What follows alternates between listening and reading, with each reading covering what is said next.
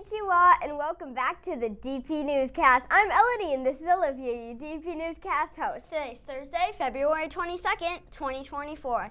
I wonder what the weather will be like today. Let's go to Morgan to find out. Good morning, I'm Morgan, and here's today's weather report.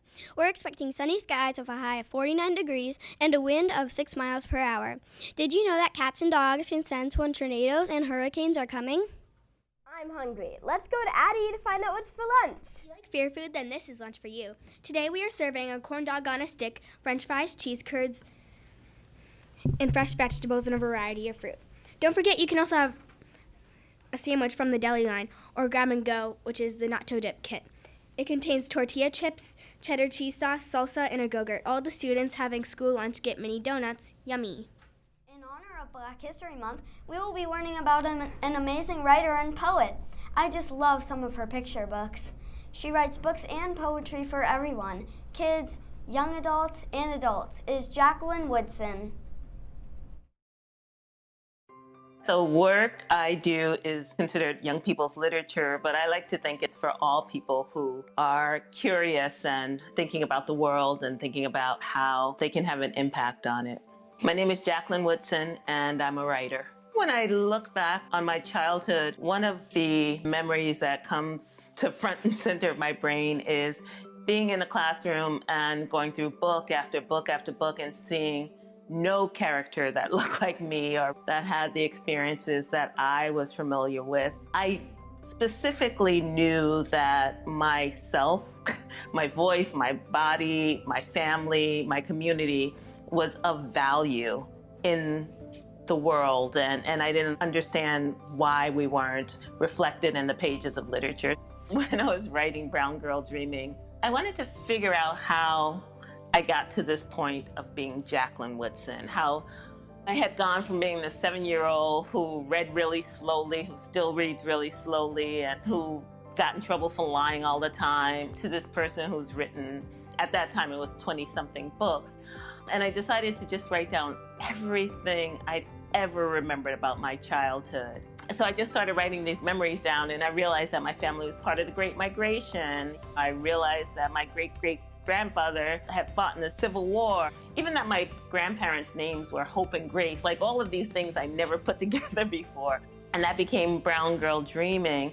I think it's really important to have literature that's specific to young people because it's important that they see themselves in the narrative, that they feel like someone or some character or some author or some story is speaking to them specifically and by extension sees them.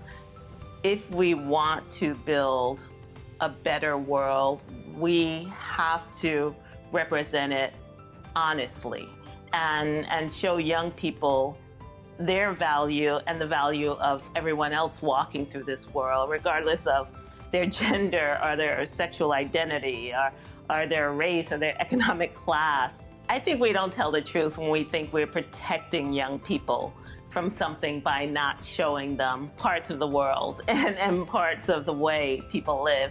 I think it's great to have books that respect young people and talk of these experiences in a safe and hopeful way. They're looking for answers. They're looking for experiences that mirror their own experiences or experiences that they don't understand at all and they want to understand. And I think it's important that we let them have that journey through literature. One thing I'm doing here is building Baldwin for the Arts, which is a residency for artists of color. It's a place where artists can go. They get 3 meals a day. They get a place to live. They get a place to write or to paint or to make music.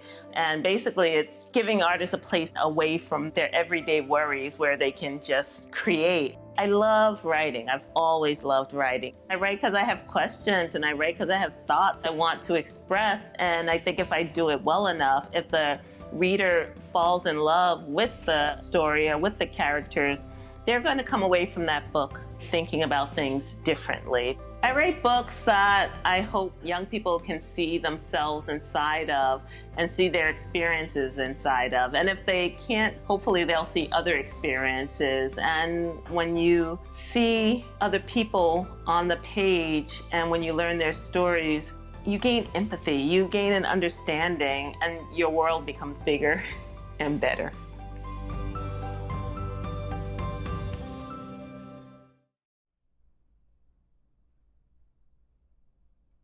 Did you know that today is National Wildlife Day, which is to bring awareness to the number of endangered animals nationally and globally that needed to be saved and rescued?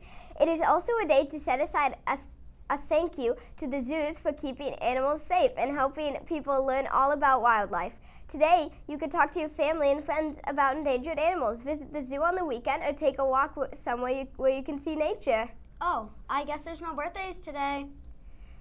Have a great day. See you tomorrow on the DP Newscast. Sayonara.